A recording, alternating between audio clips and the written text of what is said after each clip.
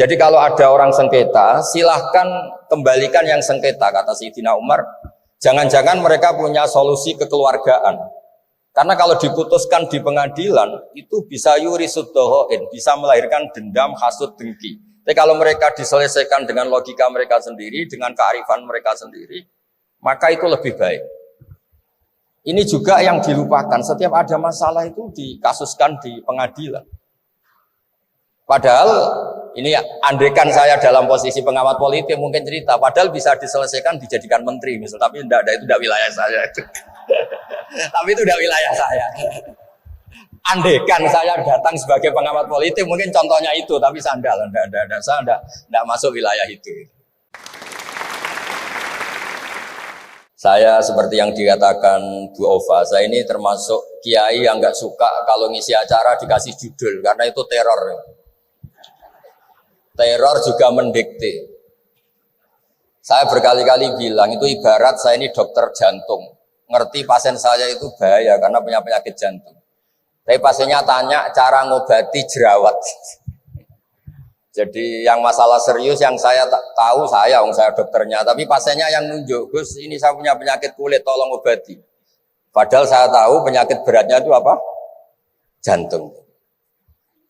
Tapi karena ini acara memang harus ada judul, saya terima judul ini, meskipun tadi Pak Mujid bilang ada judul itu berarti ada masalah dalam ukhuwah.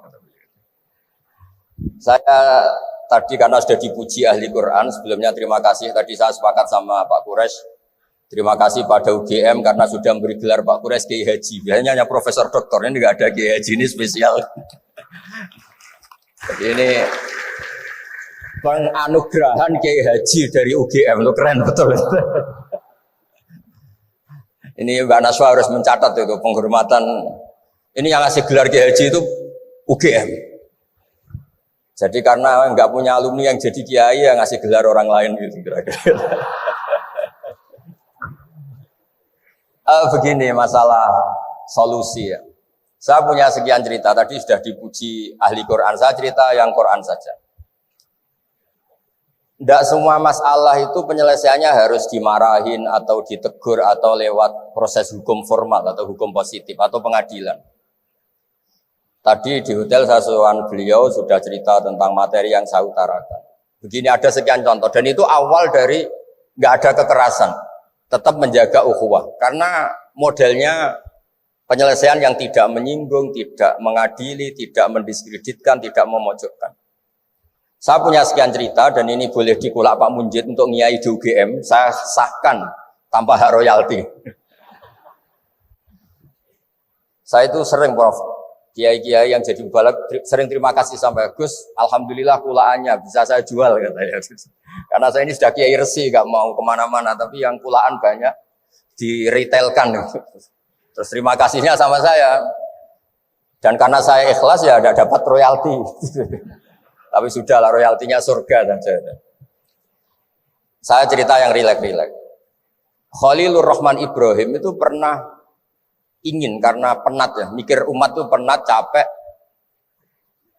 ingin masalahnya selesai dan nggak mungkin selesai. Sehingga beliau minta umur panjang supaya punya waktu panjang untuk menyelesaikan problem umat. Sama Allah nggak dijawab. Ada orang tua yang sudah renta tua sekali. Karena Nabi Ibrahim itu adalah terkenal dermawan, dipanggil, terus dikasih kurma. Dikasih kurma itu makan itu meler lagi, makan meler lagi. Terus Nabi Ibrahim masuk kamar, ya Allah saya batalkan doa minta umur sampai tua. Ternyata engkau jawab, kalau terlalu tua kayak itu. Terus kedua, Nabi Daud. Ini cerita dulu ya, jangan ditiru. Saya ulang lagi cerita dulu, jangan ditiru. Nabi Daud itu terkenalnya ini. Itu punya istri itu 99. Ini cerita dulu. Kalau sekarang maksimal 4 itu saja kalau berani. Kata orang Madura itu kalau ingin punya istri 2, 4 itu 1 tambah 1 sama dengan kosong, Bos. Karena semuanya lari. Tapi ketika melihat satu perempuan yang cantik itu beliau ingin sekali. Ketika penasihatnya bilang, engkau sudah punya 99, tapi tidak ada yang kayak itu. Saya masih ingat sama Profesor Jenny ketika nerjemah Inna hadza akhi lahu tisu wa tisuna najah itu. Saya tanya sama Prof Jenny, abahnya Bu Ovain. Pak Jenny kenapa masih ingin yang Satu lagi padahal sudah punya 99. Kata Nabi Daud, tidak ada yang kayak itu. Terus saya guyon sama beliau. Berani berargumentasi ini depan Bu Latifah. Ya jangan, ini kata Nabi Daud, tidak kata saya. Singkat cerita terus Allah ternyata nggak negur Nabi Daud dengan apalagi mempermalukan, negur depan umum atau di medsos atau yang mempermalukan. Allah bikin drama, yaitu ngutus 2 malaikat. Nabi Daud pas itu raja. 2 malaikat datang tergopoh-gopoh menunjukkan kalau sedang ada masalah yang serius, yang krusial. Nabi Daud sampai kaget. Fafazi aminhum, kaget betul Nabi Daud. Tahu-tahu ada orang di depannya terus tanya, kenapa kamu tergopoh-gopoh? Saya ini punya masalah berat ya Nabi Allah Daud. Apa masalah kamu? Ini saudara saya sudah punya kambing 99. Minta saya yang punya kambing hanya 1. Gimana cara jenengan? Oh kamu udah adil, kamu rakus, dimaki-maki yang punya 99. Sudah ini keputusan final, sudah, pulang.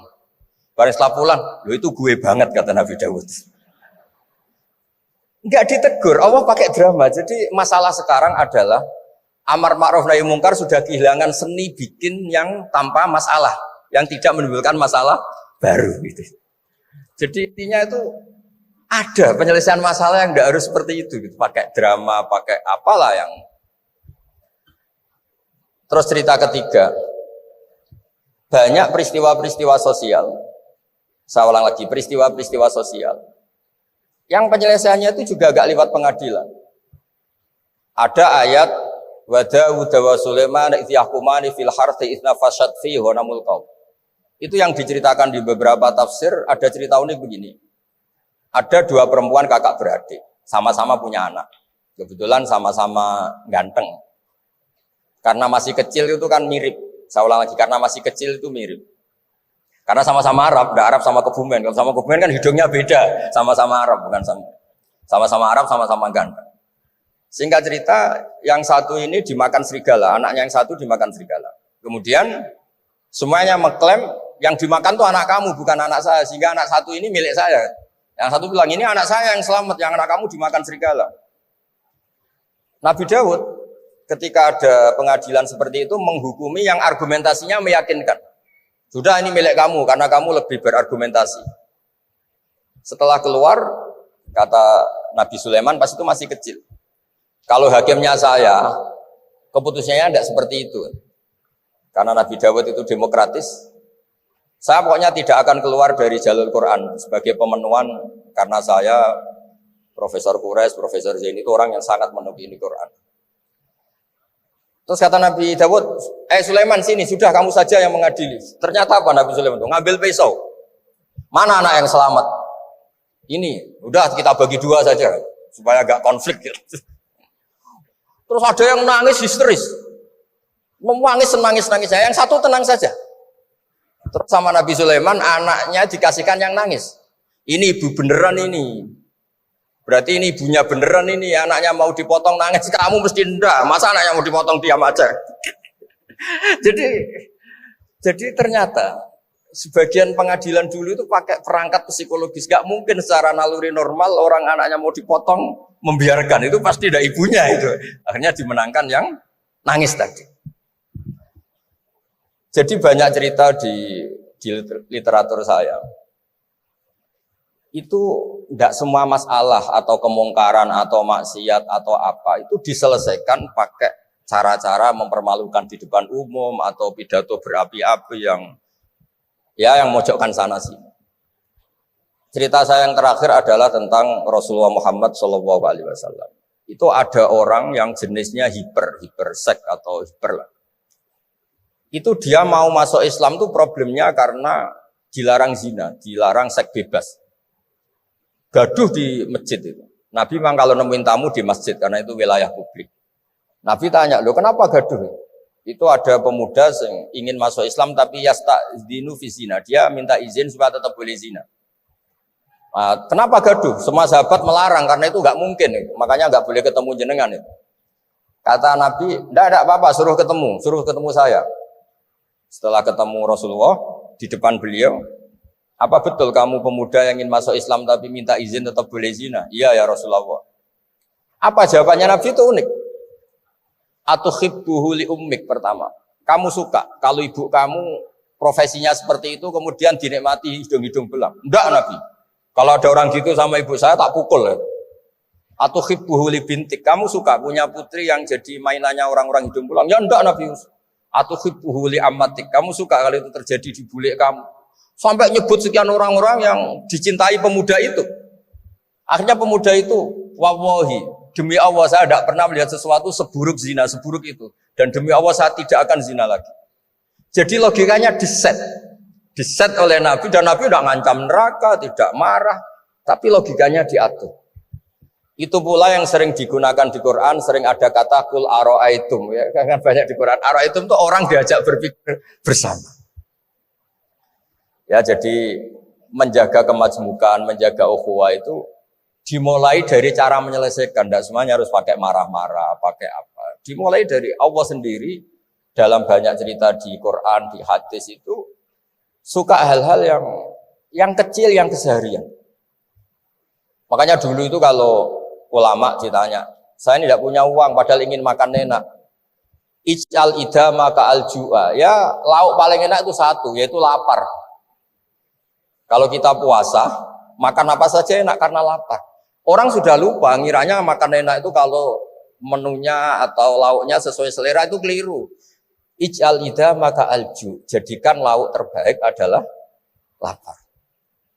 Wah kita mau tidur gak enak gini-gini, ingin cari tempat yang enak. Ya makanya Kiai kuno kalau nasihati anak-anaknya, kamu kalau ngaji makan yang enak, tidur yang enak. Maknanya jangan tidur kalau gak ngantuk banget, jangan makan kalau tidak lapar banget. Itu pasti semuanya menjadi enak.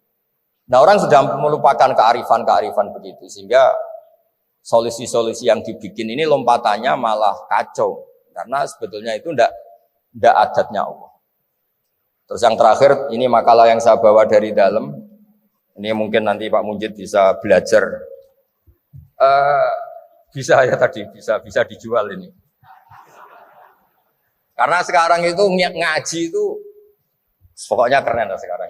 Ngaji sekarang tuh fid dunya hasanah wa fil akhirati hasanah. Dulu ngaji itu hanya fil akhirati hasanah, nggak dapat apa-apa. Kalau sekarang tuh fid dunya hasanah wa fil akhirati nggak jelas. Karena sudah dapat upah itu. Nah, ini cerita, ini di tafsir Qurtubi, nafsiri ayat la khaira fi katsirin min najwahum illa man amara bi sadaqatin. Ikutnya suratun Nisa, nanti bisa dicari di ya kalau orang UGM mungkin di googling mungkin 114 ayatnya. Sistem di pengadilan Indonesia, misalnya ada orang sengketa, kadang-kadang dilaporkan ke polisi itu silakan selesaikan secara kekeluargaan. Itu ternyata ini di tafsir Qurtubi di kitab saya baca teksnya supaya nanti ditasih Pak Quraisy. Wa kataba Umaru ila Abi Musa al-Asy'ari radhiyallahu anhu qal rudda al-khusuma hatta yastalihu fa inna faslal qada'i yurisu bainahum ad-dhaghain. Jadi kalau ada orang sengketa, silahkan kembalikan yang sengketa, kata Sayyidina Umar. Jangan-jangan mereka punya solusi kekeluargaan. Karena kalau diputuskan di pengadilan, itu bisa yurisud dhahain, bisa melahirkan dendam, hasud, dengki. Tapi kalau mereka diselesaikan dengan logika mereka sendiri, dengan kearifan mereka sendiri, maka itu lebih baik.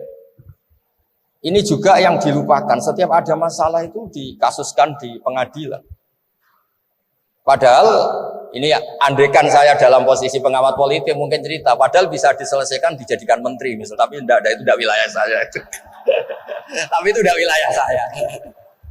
Andaikan saya datang sebagai pengamat politik mungkin contohnya itu, tapi sandal, saya tidak masuk wilayah itu. Cerita-cerita itu masyhur itu. Dulu ini cerita lagi ke Habib Quraisy di Abi Quraisy ya. Pernah ada orang itu saking solehnya beli tanah. Mestinya beli tanah seisinya. Lala tanah itu emasnya banyak. Setelah itu orang itu bilang, saya ini hanya beli tanah kok isinya emas banyak, ini gimana? Bilang sama penjualnya. Penjualnya nggak mau, enggak, saya jual tanah seisinya, emas itu milik kamu, enggak, saya beli tanah kok dapat emas. Itu dulu penyelesaiannya bilang, kamu punya anak putri, kamu punya anak laki, ya sudah besanan saja biar nggak kelio. Jadi dulu banyak cerita-cerita kearifan yang orang tuh udah harus rame-rame di pengadilan. Ya tadi andekan saya politik, mungkin contohnya nggak usah di MK lah, dimenterikan gitu. Bisa andekan saya politikus. Tapi tidak lah, itu tidak wilayah saya. Jadi di antara kebaikan Islam, benan nas, bukan benal muslimin, bukan benal muslim wal kafir. Benan nas. Kita rukun sesama non muslim itu juga ajaran Islam. La khaira fi katsirin min najwahum. Diskusi apapun tidak baik kecuali diskusi-diskusi yang menyuruh kebaikan, menyuruh sedekah, au islahim benan nas, atau diskusi yang menjadikan kita baik-baik saja. Hubungan kenegaraan, hubungan kebangsaan, hubungan kemanusiaan baik-baik saja. Ya, sekian mukadimah saya, nanti ditambahi Abi Qures, Profesor Qures. Sekian, dan saya ada salam dulu karena pasti provokatornya ini merovokasi lagi. Jadi kalau moderator itu kan bikin sesuatu indah. Ini jadi tidak indah. Masa orang sesantun saya dibilang harimau, itu kan kacau. Itu nggak benar itu. Karena kalau di Indonesia, oh ini negara nggak benar, kayak hukum rimba, yang kuat menang. Yang kuat itu kan harimau, wah, jadi masalah kan. Tapi saya maafkan, karena di dunia kiai ini masih mu'alaf, latihan kiai. Saya alhamdulillah orang-orang UGM memang sering ketemu saya dulu zaman Pak Panut. Ini rumah saya ganggu ya berkali-kali. Jadi ya enggak apa-apa, silahkan salah karena Allah Maha Pemaaf gitu. Monggo.